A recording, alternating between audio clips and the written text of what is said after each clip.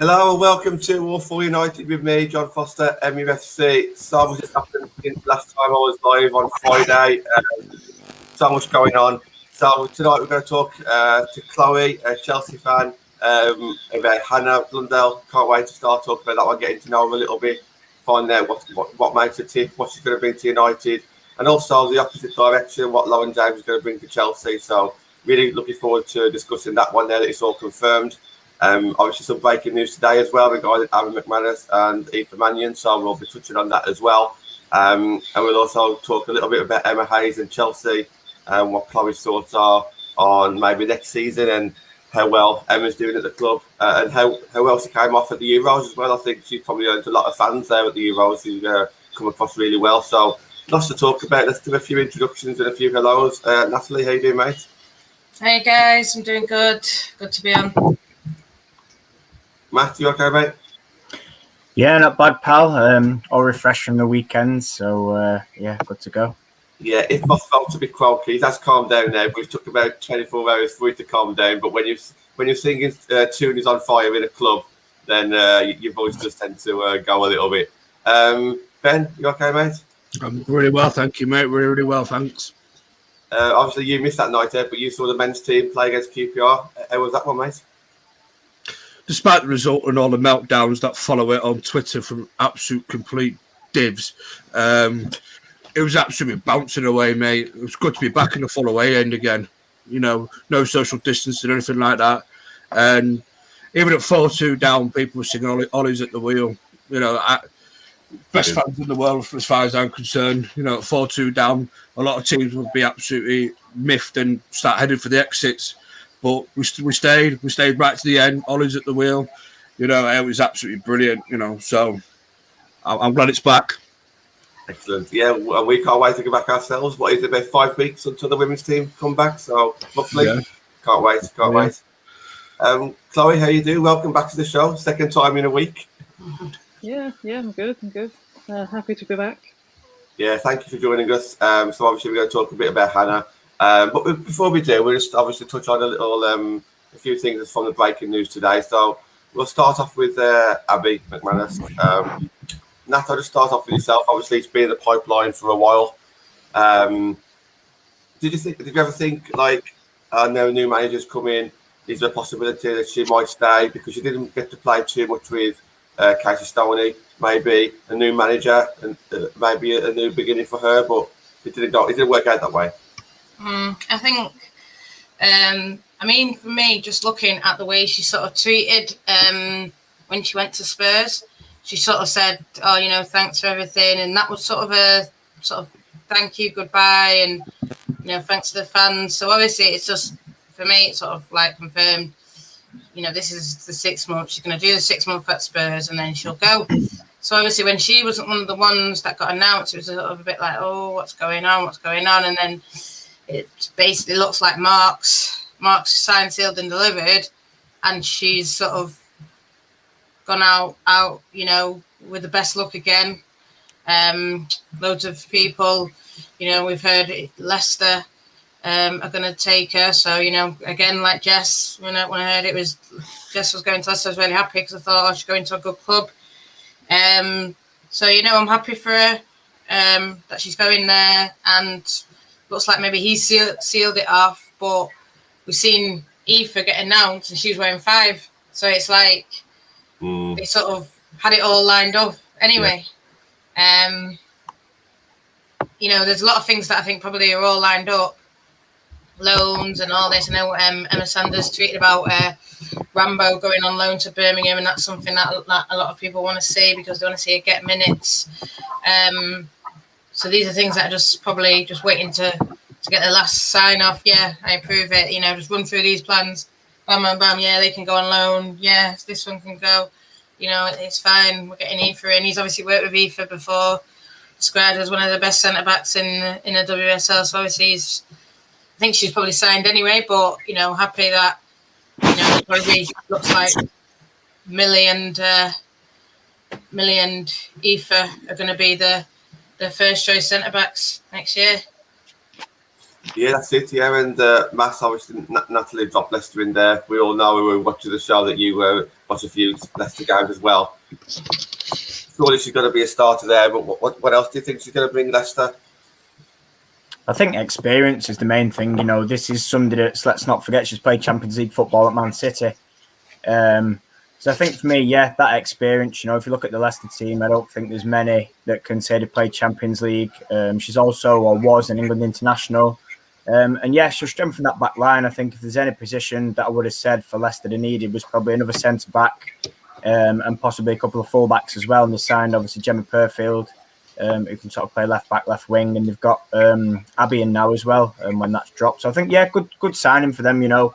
Listen, Abby's not even that old, so she's at a good age for them. You know, I'm still pretty sure that her peak years will be ahead of her. So, you know, great signing for them. It's good that they've been able to sort of pull that off as well, like I say, with all the sort of experience, you know. But, yeah, you know, fair play to her. She's got to move and she'll get regular game time. So I suppose that's all, you know, she can ask for now. Matt, do you think she got a little bit unlucky at United? Because Amy just stepped up, didn't she? So in that second season, it was Abby Mack and Turner that was the main centre-backs.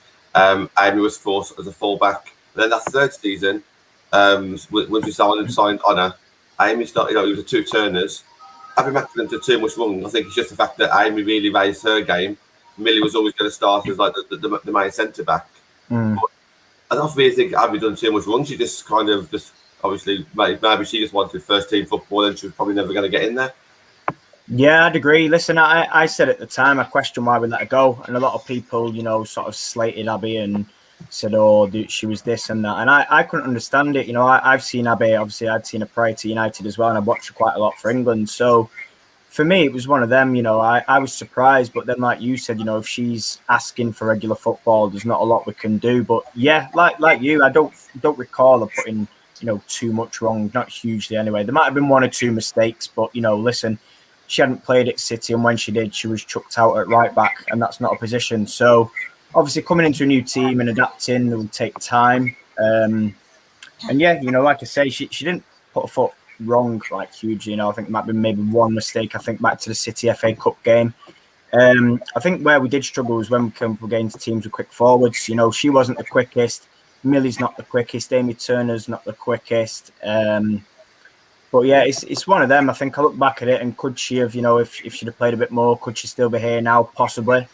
But then she went to Tottenham and didn't like massively pull up trees, did she? So I suppose, you know, maybe it was right for both parties that, you know, sadly it didn't work out. You know, she's a United fan. She's got a dream move. She came, she played, and we wish her well. And you know, that's football sometimes, you know. Sometimes you come in and you may not hit level as you have at previous clubs, and that's just the way it is, you know, and then you quickly find yourself out of favour and other people step up. But again, you know, that's sort of in a way what we wanted. We wanted competition for places. I think you look at Amy and Millie and they got off to like, you know, brilliant start. It was shaky in the new year. So it's one of them. It could happen to anyone really, but you know, we move on now and we've got Aoife in, which we're going to talk about later. And yeah, here we are. Yeah, absolutely. Yeah, well, we've definitely beefing up our defence now. We've been over the last few weeks, or the last few days. Fullbacks, you know, we've probably added a fullback to the team who's going to play regularly, like a starting 11. Looks like we've got Mannion now. So even though we've lost Amy Turner, our defence is still potentially better than it was last season. Maybe not the starting 11. You could argue that one, but fullbacks have got better. We've beefed up the centre back position. A couple of people in the comments saying there's still one Kennedy in there.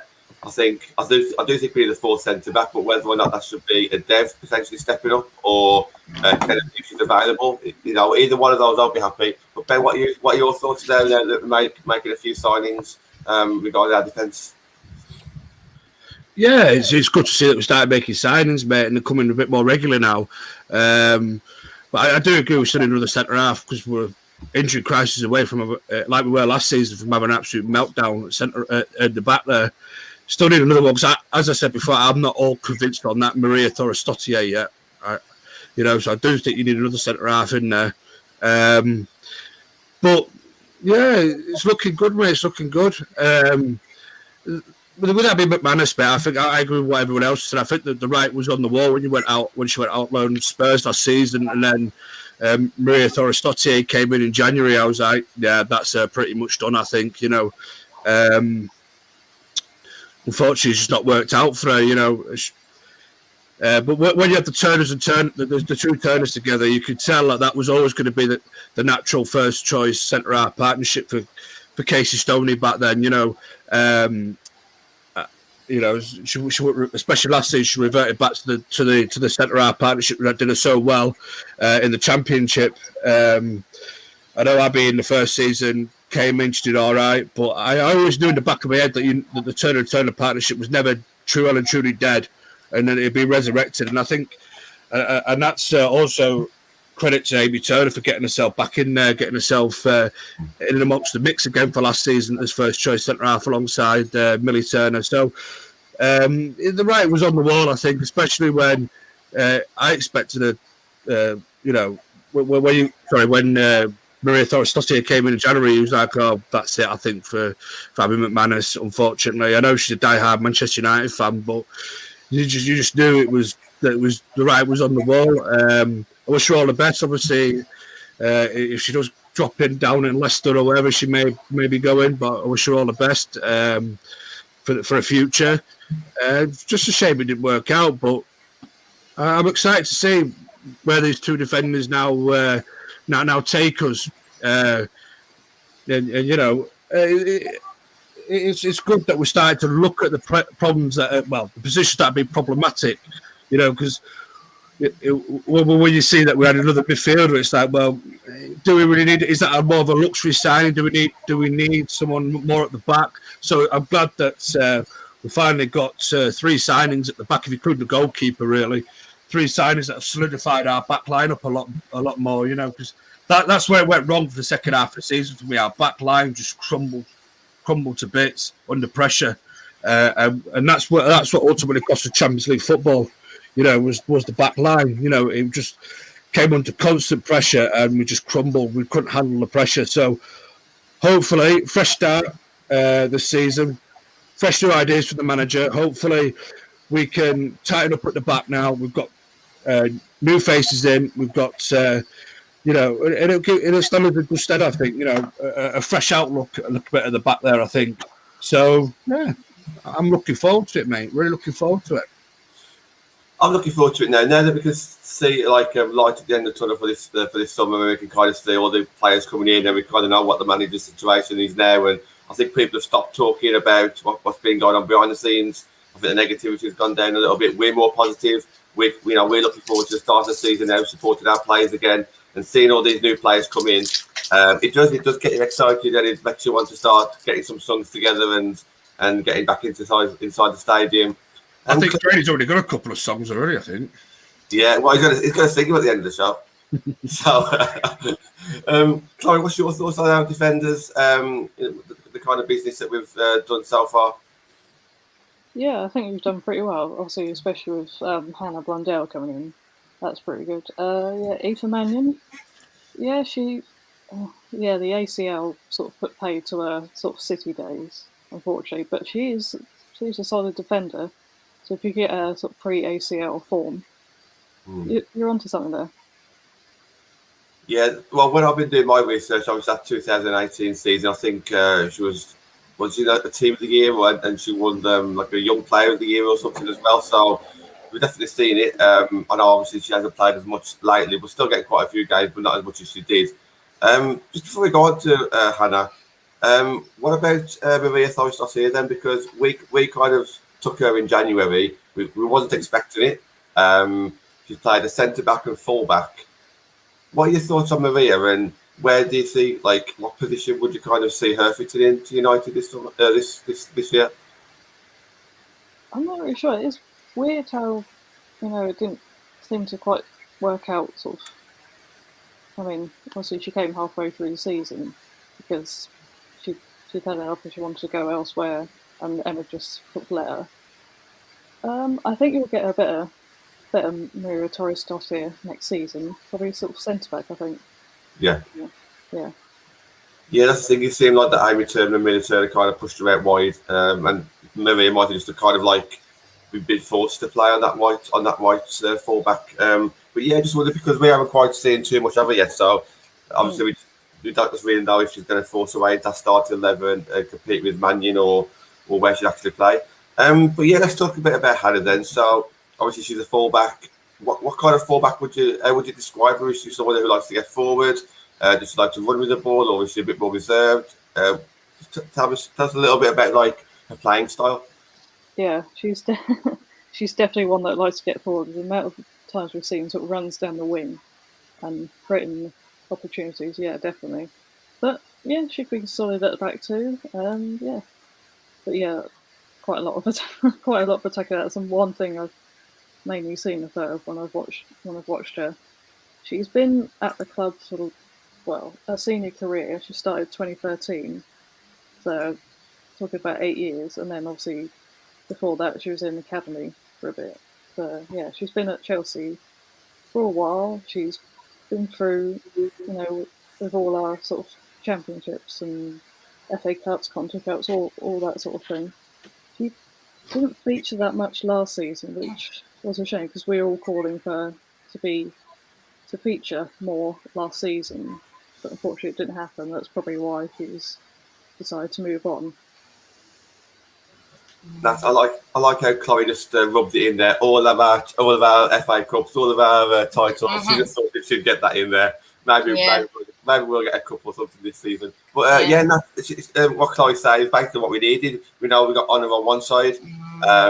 Obviously, we needed somebody else to kind of mirror her a little bit on the opposite side. It looks like we've got that player now. Yeah, from what Chloe says, the way she's just sort of first instantly said she's bombing down that wing, that's who I thought of. I thought of Anna. I thought it's Anna 2.0 sounds like. And I think what what I've seen sort of from us getting Mannion and then now us getting Blundell, and I see David sort of saying about one Chelsea Young Player of the Year with Millie Bright and Team of the Year and all that kind of thing. It sounds like, Mannion, I know when Emma came on, and on Wednesday, Emma Sean's going to be on Man City Fancast, so, go check out our Wednesday show. We'll talk a bit about Mannion, we'll talk about other things, but, City fans are upset that Mannion's left, Chelsea fans are upset that Blundell's left. Obviously, they both didn't play a lot of game time, but it's like, if the fans have watched her and they're saying they want to see them more, it's sort of, it makes me happy in a way, because if their fans don't want them to leave and want them to play, I mean, sort of when we signed, for example, now look at it like when we're getting Mark Skinner, the Orlando fans maybe aren't saying as much, and I'm not saying that he's a bad manager, but, I think it just sort of cements it a bit more in my head when I hear things like, Chelsea and City fans really rate it, and that's where sort of we want to be, we want to go to. So obviously, if they're saying that they're a good player, not they haven't for others, but you know what I mean? It just sort of puts it a bit more in my head. Okay, right, so they're rating them highly, they're saying they're like this, so maybe it is a good move. And I'm thinking, I'm not saying it was never a good move, but that's what we want. We want to get people who have the experience of winning things, like she says, all these FA Cups, all these kind of whatever cups, I don't care, we want to be there as well. And that's what sort of I've seen from everyone sort of saying that they want to be in the Champions League. That's our aim, that's what we're going for. So obviously that's what they've been told. It's still the aim, so let's go out and get it. Well, that's it, and hopefully, do you think, Chloe, that she'll come straight into our starting 11? If she does, I'm pretty sure that it is going to push us to that next level, because we've all been asking for that other attacking fullback. Do you think she'll come straight in? And also, what side does she play, left or right? Yeah, I think she'll definitely come in straight away. That's probably the reason why she moved to that sort of starting position. She's going to be mostly on the left. Right, okay. So now everyone can get the wish that they wanted with Owner on the opposite side then. Exciting times. Just while Matt's kind of sorted out his camera, let's move on to Ben. So we talk a little bit about the United way. I'm just looking at Matt's hand up in the air. Yes, I thought he was waiting for it to speak. Ben, so obviously we've grown up with the men's team, Dennis Irwin's, Gary Neville's, attacking fullbacks that way. It looks like that we've got someone there who's exciting to watch as well.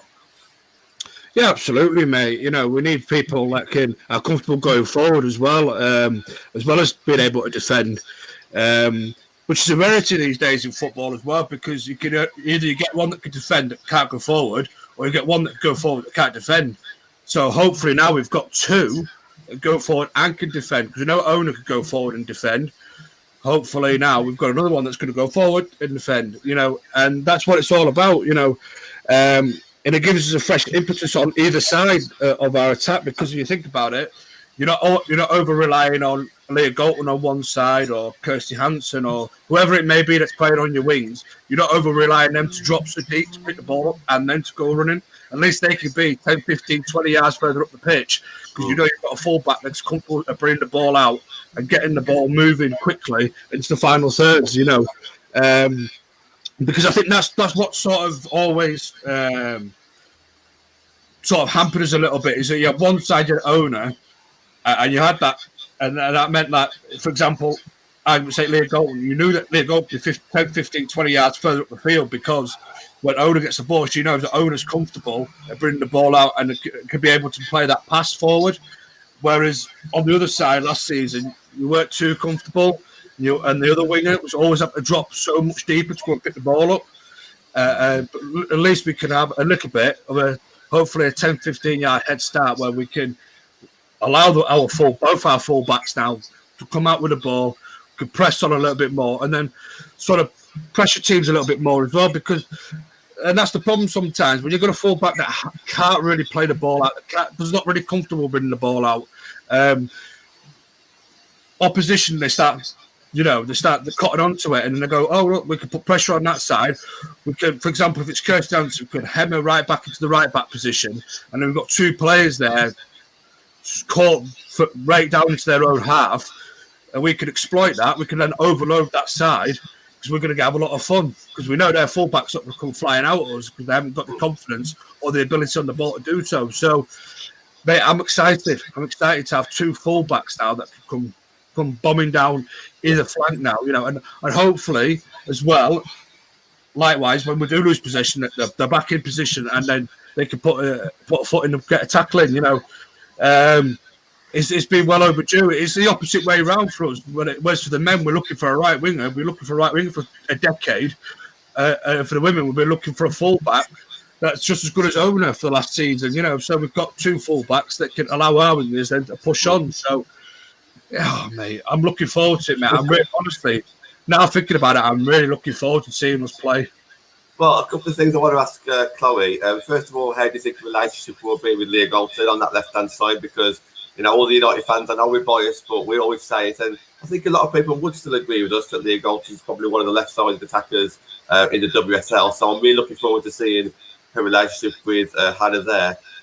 So I'll ask you that question first, Chloe. What are your thoughts on that left-hand side with Leah Galton now? Yeah, I think that'll work well. Be interested to see how she gels, because I think she's quite a team player. So she'll try and work well with everybody.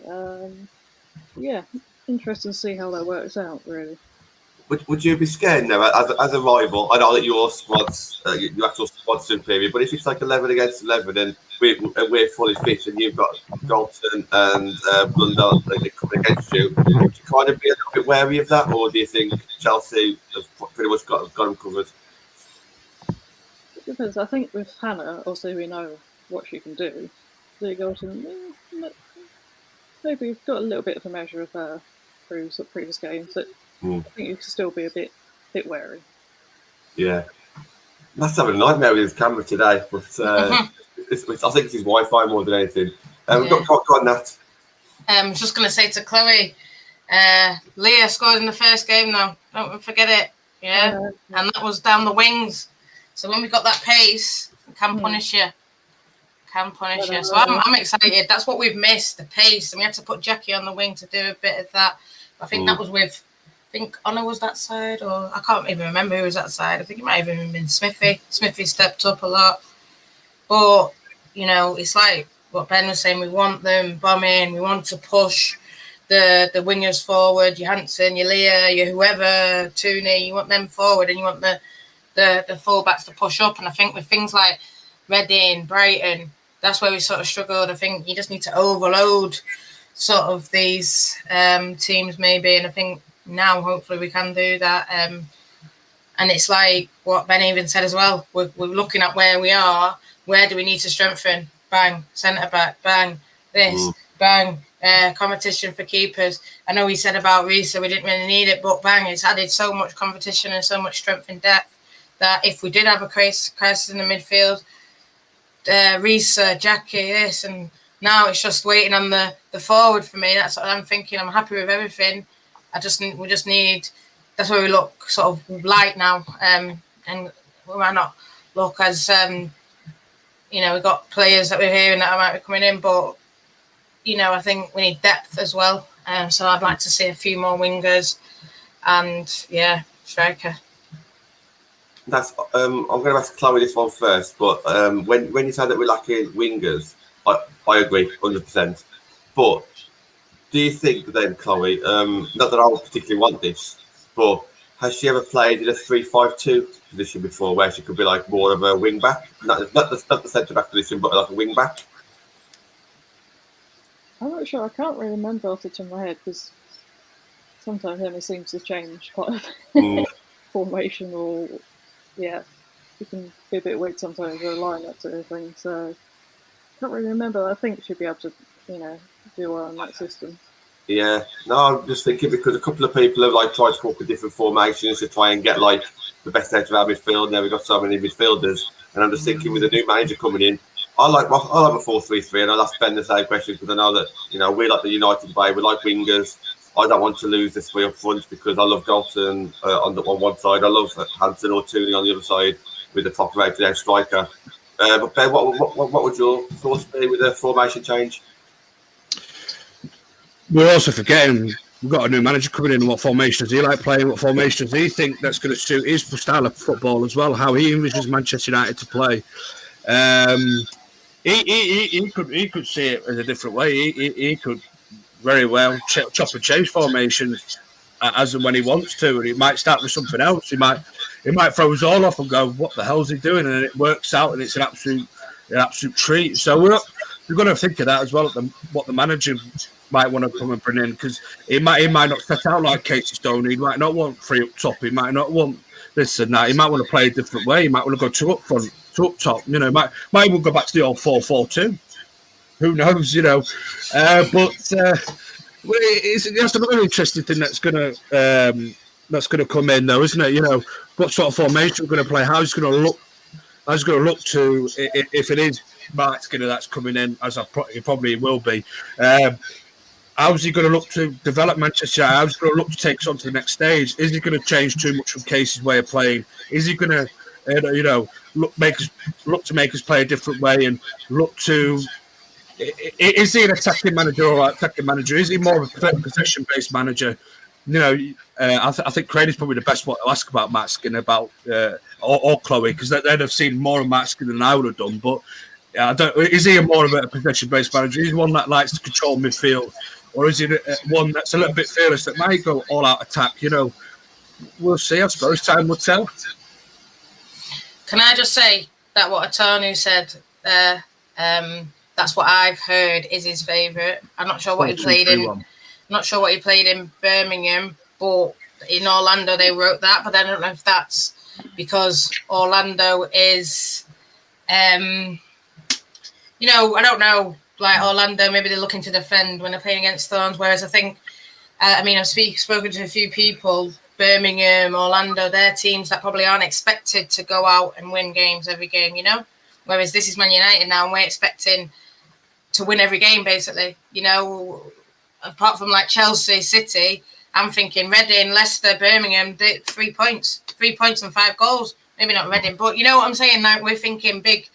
Let's get the goals difference up. That's what we're sort of thinking. So if he does go 4-2-3-1, I'm okay. If he does it against, say, like you say, the Chelsea and all that. But I think versus, say, Birmingham, no offence to them, or Leicester, whoever that we're playing, maybe teams that we're expecting to beat, you would want to go for it a bit more and would want to, maybe don't need Haley Ladd or, sort of a defensive midfielder and just go Risa. It's what we sort of said, Risa, Jackie and Tooney, or Risa, Jackie, Stanley, and just look and get the goals. Like I said, overload it. When these teams come and play us, that's our problem. They're playing with 2 midfielders in defence. We're playing with 2 midfielders in defence, and I'm thinking, no, we need to go out there and bomb at them and try and get goals. And so for me, whatever way he wants to play, it'll be good. But I think I've seen a lot of people say, oh, who's going to play, and try and fit everyone in. And I think, yeah, let's fit everyone in. But I think I still want to see people playing in the positions. I don't want to try and force someone into it. I think it's okay to have someone on the bench and then fight for the positions. That's what it's all about, 2 players for every position. So if, I don't know, Stanifor sits on the bench for the first 2 games or whatever, well, remember, we've got the Olympics. So there's going to be no Jackie and Tooney.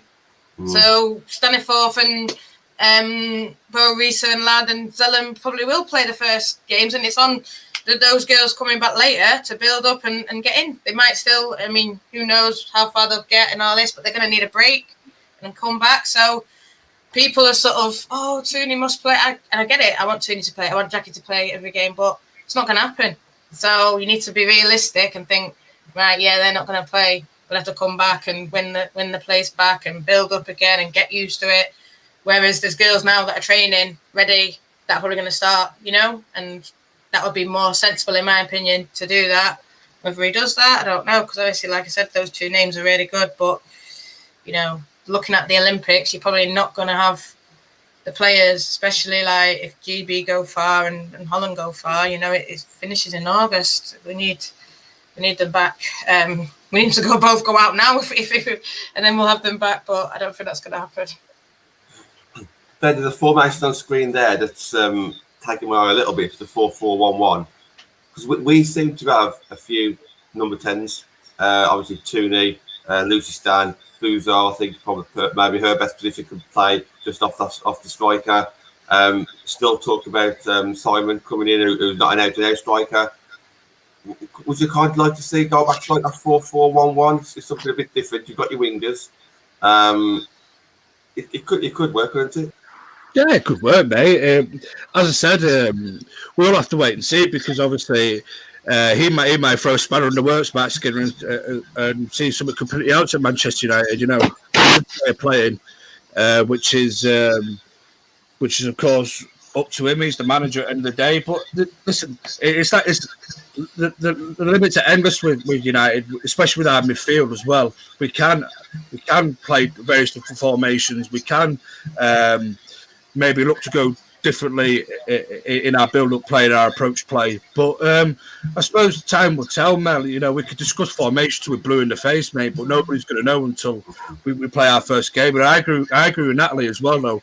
I think just because people want to see their favourites in the squad all the time, it's all about you've got to now prove yourself to a new manager. You've got to earn your place. And let's not forget, before fans have an absolute meltdown, is that not every player is going to play every single game. It's a long season. We want to go far in the cup competitions. I'd love us to go to a cup final, even if it's a country cup final. I'd just love for us to go to a final this year. But in that we need to use our squad depth. So at times we're going to have to. Jackie's going to have to sit out. Leah's going to have to sit out. Hansen may not get in, as much as I love Kirsten, she may not get a look in half a time. It's all about players going out there and proving themselves. And not everyone's players going to play every game, And that's the problem with the men's team as well, is that people always expect Bruno to play every game. Bruno was absolutely knackered at the back end of the season. Played too much football. We need to rest him. We need to rest him when we can. It's all about being smart and being aware of your players, and being a good manager and just saying, listen, I'm going to take you out. Alex Ferguson was great at that. I'm going to take you out for 3 games, but I need you ready for the 4th game, because that game, I need you. And I think that's the way we need that players certainly fancy to think that sometimes the manager might go, I'm going to take you out for 2 games. You have a couple of games rest. You get your battery levels back. I need you for that 3rd game. That 3rd game, you're going to be my most important player. Gone are the days now, I think, where players can play every single game. Football now is evolved now. The game's a lot more physical. The game's a lot more played at a faster pace. Even at the women, people might say, "Oh, the women's game looks slow," but you take the women's game to a Sunday League level, for example. The women's game is far faster. They're still playing at a pace, man. The ball's still moving really, really quickly. in play. And you've got to think that takes out on players. That saps energy and everything. And not everybody is going to play every single week in, week out. And I think we've got to get out of that mentality as fans that, oh, yeah, we want to see our favourites play week. Of course we do. Of course we do. And we always want the very, very best lineups that we can see. We always want to play your strong side. Sometimes that's not possible. You need to rotate. You need to use the squad. And listen, even some of the squad playing members that people don't think are good enough, well, they are good. They are good enough. There's a reason why they play for Manchester United. They are good enough. They've been, they may not be world beaters, but they're good enough to do a job for a game or two. Just to let your favourites and your bigger and your better players have a bit of a rest. There will be games in the early rounds of the Conti Cup, FA Cup, depending on who you're drawing. There will be times where you'll see. If these players stay, you'll see maybe a Martha Harris come in at fullback, cue the meltdowns. Well, let's give Owner a bit of a rest, or whoever it may be, Hannah a bit of a rest, give her a bit of rest. Martha comes in, or Kirsty Smith, whoever it may be, if they do stay. And it's just about keeping your legs fresh. It's just about keeping the squad harmony together as well, because you'll see them players then start lifting their performances up, and generally, as a team combined, because get it out. People got to get out of their heads that you're going to play your strongest 11 every single game, because it ain't happening. Matt, why are you with us? He's back. I can see he's moving. Yeah, just your thoughts just before we move on to Lauren James. Just on that side, what do you think she's going to bring us, mate? We're still talking about Hannah Blundell, by the way. Yeah, no, I think that's a good solid addition. I think we lack left footers, barring Leah, don't we? So, I think Hannah will come in.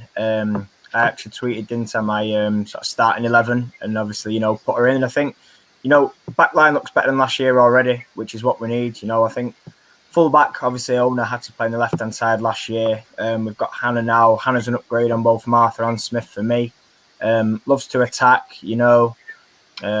played for Chelsea, as Chloe said before, for numerous years. She's played at that high level. Has a few England caps. I'm sure she'll be looking to get back into the England setup as well. But yeah, overall happy with that. I think that's a good signing for us and one that will take us forward. So now I think we just need to focus on other positions now, get a forward in now. The back line's pretty much sorted and sort of go from there, really. Mm-hmm.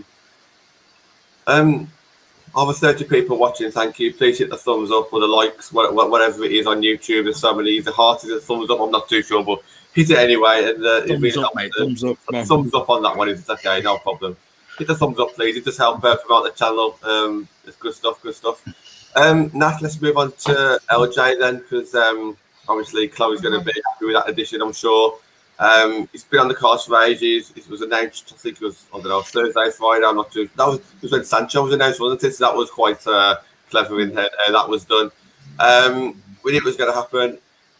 Obviously, we kind of got used to it, but obviously we brought a player in now, but we've also lost a good player as well. Yeah, for me, it's upsetting. It's upsetting to see. And then we talk about Fuso and her being a 10, and for me, she might be looking at the one to replace her. I'm not saying, I don't think you can just replace her, but, that might be the player that comes in and have some more strikers and, like I said, wingers. Because it's like we've got a lot of 10s. Like, we've got Stanley, you got Fuso, you got Tooney, and then obviously you had LJ there as well. For me, it's upsetting. I don't know, because Jess is my favourite player, but then she is as well. Someone who I used to speak to every game, before and after. Always would come over when we went to I think you came, Benny, when we were in Scotland. Yeah. Always come out. St George's Park. I think you've come to a few at St George's, Benny. Come over, under 19s playing. So it's upsetting in that it's like I know a dad, I know Reese, I know a mom, I know a little sister.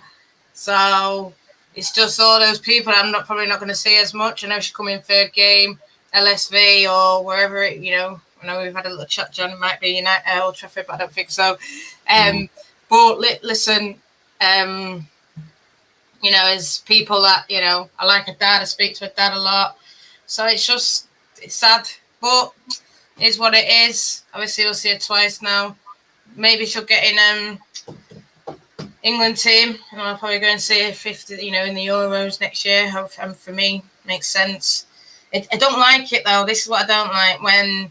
So she's done so well for United, and I think she should have already had her call up. And even Mannion, she did so well at Birmingham. And they were saying she should have had a call up, but then they go to these top three, and they just walk in and they don't even play as much. And then that's what sort of annoys me and is a bit downhearted, because then I don't want players to feel like I can't get an England call up playing at United. We've seen now with Tooney, she got her call up, well deserved. We've seen Millie get call up, we've seen Zellum get call up. So I think we will see more call ups, but I just, I don't want her to now, suddenly I'm in the England team. It's like, well, what's the difference for me?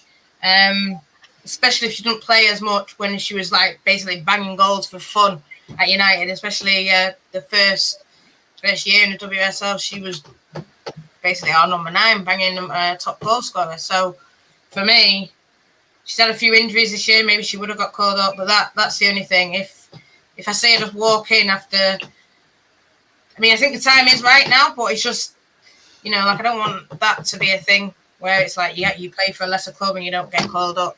It shouldn't be a thing anyway. But other than that, I'm sure she'll do well at Chelsea.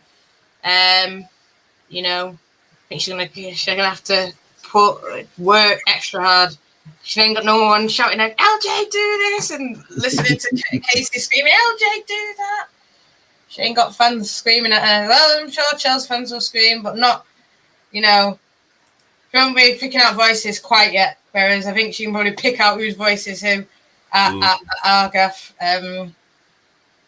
But yeah, that's what I'm saying. I know people are like, right, it's done now. Yeah, it is done, but that's what it is with women's football. It's the people behind it. It's the connection that you have with them, and I am upset over it, but it is what it is, and it's what she wants. She wants to be with her family, so can't begrudge her.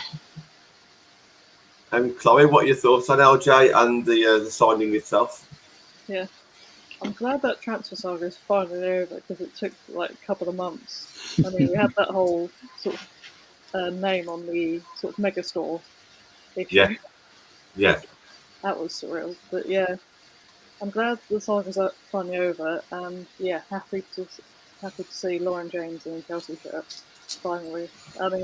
Obviously she joined the club like age 6 and did quite a bit in the academy. Went to Arsenal, featured a little bit there in the first team, and she looked quite promising. And obviously went to you and just kicked on quite well. So yeah, exciting to have her back home. So yeah, I don't like using that word home, but yeah, I see what you're saying. I really do. Yeah. Where do you see her then? So where do you see her fitting in? Obviously, maybe like this season and then in future seasons. I think this season will be just sort of her settling in, see how she fits in. We've got amazing attacking options already, and there won't be any pressure on her too much, really. Just let her settle in, and possibly I think next season we're supposed to have a big departure sometime at the end of the season, which would be sad to see. But yeah, I think that's why we've got her in better into the season. Have that other player going, and then she'll maybe feature a bit more. Ben, Chloe mentioned the pressure, no pressure on Red Chelsea, especially like the first season or two. I totally agree with that. Unfortunately, it was completely opposite at United, wasn't it? Not so much last season, but the season before, she was carrying a lot on her shoulders herself. We needed them extra strikers.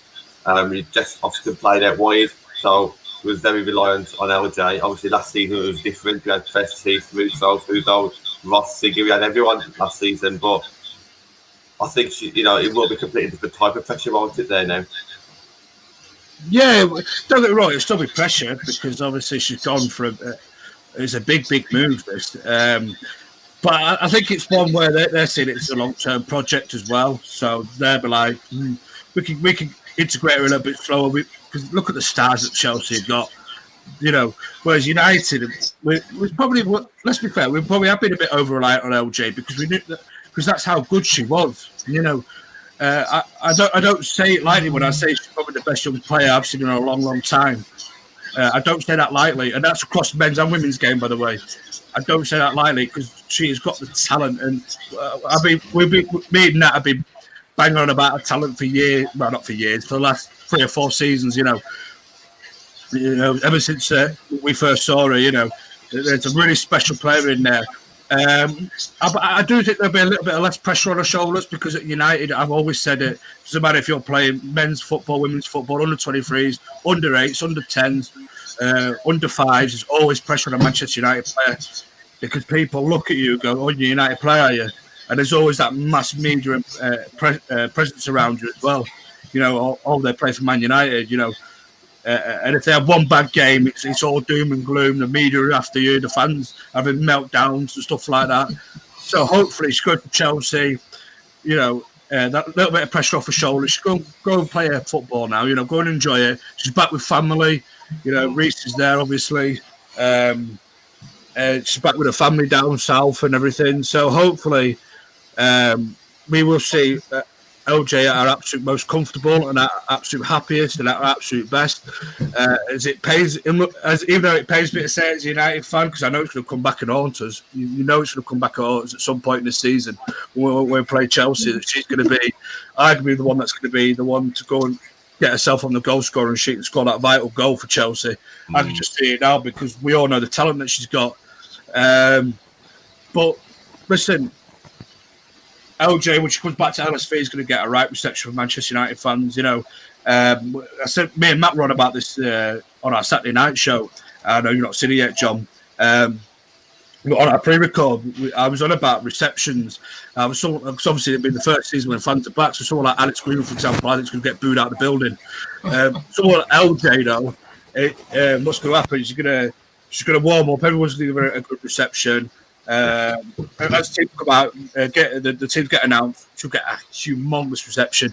And what will happen is, I think what will happen, you see a lot of men's games, and Natalie will tell you, especially when players come back like your Beckhams and your Ronaldos in the past, it's the first touch that they take. It'll be jokingly, and it'll be like a bit of banter if they get booed. And then when they play the ball on or they lose the ball, it's a big yeah. So you know she doesn't have to think. She doesn't have to fear about the reception she's going to get. Because everybody loves LJ. We all wish her the best. You know, we are all good since she had to go to Chelsea. We would love to have kept hold of her, but I wish her all the best. Honestly, I do because she's a really, really nice person, and the way that she's always looked out for Nat and Nat's always looked out for her, that will live long in my memory. You know. That relationship they both had, that bond, you know, that was a special thing to see. And I honestly, I really wish her all the best at Chelsea, even though it pays me to say it because it's Chelsea. And obviously, we want to try and get as closer or a little bit closer to Chelsea this season. But, you know, all the best to LJ, honestly, really, all the best to her, mate. Chloe, there's a comment on screen. I know that you're a massive fan, but LJ is learning off a quality player there, isn't she, as well? Yeah, I mean, in response to John Hughes, she's not Fran's replacement at all. I think the way her contract is structured, she's going to be at the club till she retires. So, not Fran's replacement, but look at, well, one of the attackers. I can't say yet. Yeah. Yeah. But, I think she'll work well on the attack. It'll be interesting to see how her and Fran link up, and also having the options in the attack be good. Give some people rest when we need to, and because we're going to be in full competition next year. So plenty of games to come. Absolutely. Well, we'll talk a little bit about Chelsea now for like the final 10 minutes. First of all, last game of the season, Kings Meadow against United. Could be a title decider, couldn't it, Chloe? I'm looking forward to that. I'm also looking forward to the game at LSV or Old Trafford, wherever it's going to be. Yeah, looking forward to those. That'll be interesting, that final game of the season, especially if we're up there and potentially apply for that. That could be a bit of a sweet one. It could be massive, that game, because obviously you could be fighting for the title. We hope, this could come back to politics, but we might need to win that last game to get third, for example. So, it could be a massive game for both of us, couldn't it? Then it could go who knows what's going to happen from there until then. I mean, last season showed, from United's point of view, it was a roller coaster. It really was. It was like, right up here at one point, and then all of a sudden, right down here, you don't know how the season's going to go and how it's going to end. But for the final game of the season, it's going to be massive, isn't it? That's what are your thoughts on that, on them fixtures? We love playing the games. Yeah. I think Chelsea third, better than first, isn't it? It's just better to get a couple of nice-ish warm-ups in our legs. And then, like what Ben says, just LJ coming back, it's like it's too soon. It's like I don't want to say it. But yeah, she's going to get a good reception. Also, I think Jess, Abby, good receptions. Anyway. But yeah, that last one, as long as it's not them already won it and then we have to sit and watch a title lift. But even if it is, I'd love to see it and then us like spoil the party, say, if they are lifting it, get 3 points, not kick up a fuss, but sing over the champions music, stuff like that. Just spoil the party, isn't it? It'll be nice. But yeah, I want to be up there. I want to, like you just said, John, it was roller coaster last season. Things will be a roller coaster this season. I know we're talking about Chelsea. Obviously, it'll be Chelsea, City, probably. That's what I've always said, the top two. And it's just that third space. I know Arsenal have got it now, but I don't think it's nailed on that they get it again. But then I think also that Everton have made some good signings, and I think we've now made some good signings that are more adding depth. I just think that we need to add a striker as well with Russo, and for me, if you get someone that level up top with her, I can't see us getting third. But it just depends who they bring in, I think, now up top. I know Benny said before about the defence clusters, but I think as well the attack, because they didn't score enough goals ultimately for where you want to be. If you look at the goal difference between us and Arsenal, it's plus 12 or something or more than that. And then if you look at Chelsea City, you've got to be banging 5, 6 goals against your Birmingham, your Leicester, not in a horrible way, but that's how you get the Champions League by the points. But if it comes down, it's close to coming down to goal difference, and then we only have ourselves to blame for not. People say stat pad, but that's what wins your titles. Look at Man City Aguero goal. Won them the title from stat padding against teams. Who cares? Get the goals. Yeah, absolutely. Yeah, definitely. Ben, your thoughts on Chelsea? I'm guessing they're your favourites as well this season. Yeah, I can't see them on past Chelsea, mate. Not even City. I think it's a foregone conclusion already, mate. I'm with that, though. Hopefully we could go down there and spoil a little bit of their party on final day. I'm up for that. The atmosphere will be good again. We'll take their hooligan end again. Their what do you call it end? They keep boasting about. Terrace. Yeah, well, like terrace then, with all their hardcore fans that never turned up last time. So we'll take that end again. I can't see it past Chelsea, mate. They're a really good football team. Emma Hayes is a top quality manager. I can't even see the City getting close to them, unfortunately. So, and I'd rather Chelsea over City any day. So, yep. I'll tell you what, though, Ben. If the fixtures were fixed, for example, and Sky or BBC, whoever's going to have that final game of the season, they needed an away team to go to Chelsea with the potential champions to create an atmosphere. They've chosen white club, haven't they? I'm not saying that's happened, but for the final game of the season, the champions that everyone loves, Sky's going to love them, and we'll talk about Emma Hayes shortly because she deserves a few minutes as well. Who better to get down to Kings Meadow than Man United really supporting? John, the heroes and the villains. That's what I'm saying. Like the angels and the devils. The angels and the devils. Listen, that's what we are. We are the devils. Let's go. Yeah, if you want to paint us out, the red devils. Let's go. Grab me that trident. Let's go. Take the terrace. Yeah. I'm going to see you there probably last game of the season. You'll be fully dressed up as a red devil. Why not? The angels and the devils. You want me to be a devil? Here I am for you. Chloe, just the last 5 minutes. Let's talk about what your thoughts are for Chelsea this season coming up, because obviously Didn't quite get the Champions League, but you're pretty much mopping up everything else, and we've only one round away from the Champions League. And also, your thoughts on Emma Hayes, how well she's come out of like the Euros and the amount of love and respect she's got in women's football at the moment, and not just women's football now. I think football in general. So just your final thoughts on those for like the last 5 minutes. Yeah, looking forward to the season. I mean, obviously we've got a couple of slams in, possibly another one, sort of in defence, which would be interesting if she comes along. Yeah, looking forward to that. Emma Hayes, just incredible at the Euros with the commentary, and it's good to see so many people, maybe not even necessarily women's football fans, sort of warming to her and seeing what she does, and yeah, come across well with that, and done so well at Chelsea, so well. I mean, we didn't have much when she came along, and she just sort of helped transform the club, really, and we would not be where we are without her. And yeah, she's even sort of making strides now, the sort of menstrual cycle and that, all that kind of sort of science and stuff as well. Yeah, and that's what are your thoughts on Emma? Because obviously we give banter out all the time in our Arsenal team, saying, well, Emma Hayes has had it for like 10 years, Casey only had it for 3 years. Look at what Casey's done in those 3 years compared to it took Emma Hayes 10 years, this, that, and the other. But every now and again, obviously, we do sit back and just take our hats off to the people who deserve it, and obviously Emma's one of those. Yeah, fair play. She's doing well. Obviously was on course, didn't win the treble, but obviously, pushing for that again. Did well in the Euros. I do think she did well, and it's good to see that everyone was like, get her on the final, and everyone was pushing her, and Ian Wright hugging together. That was a big thing that went through, and that's just what you want to see. It's like women doing well for not only women's football, because I do think we need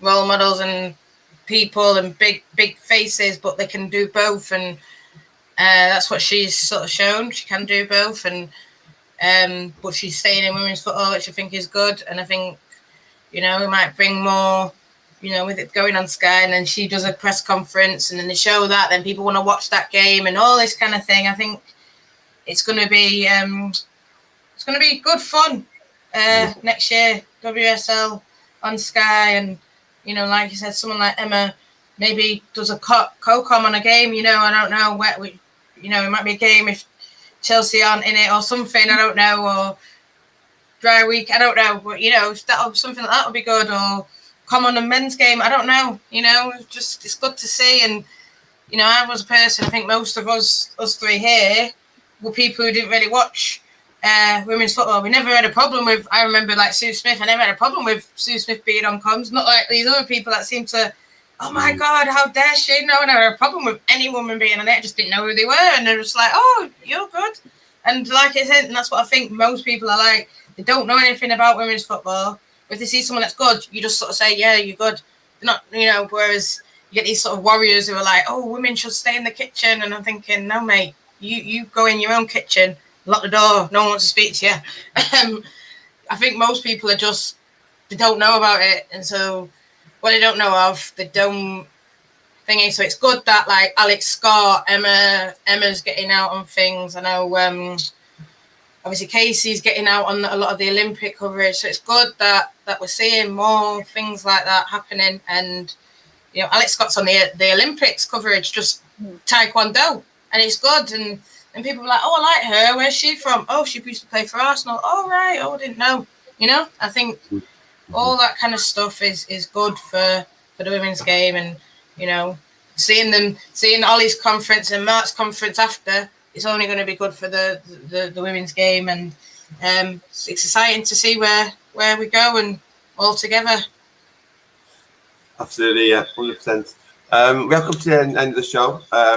You might have seen a few messages going on the screen regarding the Football Content Awards. I was only alerted to this a couple of 3 nights ago. I think it was Craig in the comments who actually put the first tweet out that I saw. So thank you very much, Craig, Birmingham fan. He alerted us to it. And I don't know if we're actually at the voting stage just yet. I think people are just nominating YouTube channels. for different awards. And we've got quite a few. I've seen at least 30 to 40, maybe even more now.